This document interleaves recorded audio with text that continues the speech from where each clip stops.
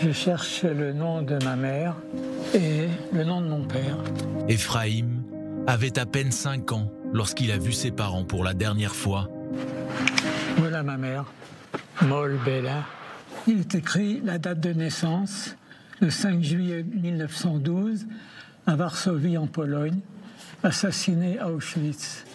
Voilà mon père, Mol Rubin, né le 17 décembre 1912 à Bruxelles, en Belgique, et assassiné dans un endroit inconnu. En vérité, il n'est pas né à Bruxelles, il est aussi né à Varsovie. Le 18 septembre 1942, Bella et Rubin Moll ont été déportés de Drancy à Auschwitz. Après avoir fui la Belgique occupée par les nazis pendant la Seconde Guerre mondiale, où ils habitaient depuis une vingtaine d'années, ces derniers, avec leur fils unique, avaient prévu de rejoindre la Suisse pour y trouver refuge via la ville de Besançon, dans l'est de la France. Mais la famille a été arrêtée en cours de route par la Gestapo allemande. Ma mère a compris que le pire est arrivé. En 2 jours, ils ont été envoyés à Auschwitz. C'est la dernière fois que j'ai vu mes parents. Finalement, leur vraie sépulture, c'est ça. Dans le livre des noms, à l'image des parents d'Ephraim, plus de 4,8 millions de victimes juives de la Shoah y sont inscrites. Pour les membres de la famille des victimes, mais aussi pour les gens en général, c'est très important d'avoir un endroit tangible afin de s'identifier avec la mémoire des victimes. Et donc cette idée nous est venue, car nous ne pouvions pas inscrire tous ces noms sur un mur, par exemple, comme c'est le cas au mémorial de la Shoah à Paris.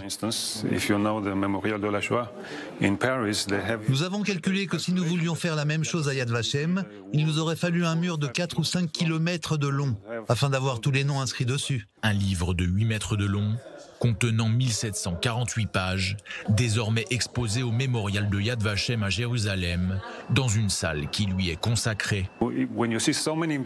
Quand vous voyez toutes ces pages avec tous ces noms, vous pouvez commencer à comprendre la dimension de la tragédie de l'Holocauste. C'est vraiment une chose qui rendra public et aussi immortel ce qui s'est passé pendant la Shoah. Les nazis voulaient effacer même l'image humaine du juif, c'est-à-dire de lui enlever le nom et de lui mettre un numéro tatoué sur le bras. Après l'arrestation de ses parents, Ephraim fut adopté par une famille juive parisienne, puis caché jusqu'à la libération de la France à l'été 1944, grâce à Lucie Cartier, reconnue juste parmi les nations en 1971. Nous qui étions enfants sommes les derniers encore de ce monde qui pouvons raconter. Bientôt, nous passerons dans l'autre monde. Et donc, il restera quand même quelque chose. Il restera des films, il restera des vidéos, des livres, etc. Et aussi ce travail de compilation extraordinaire qui pourra témoigner de ce qui s'était passé.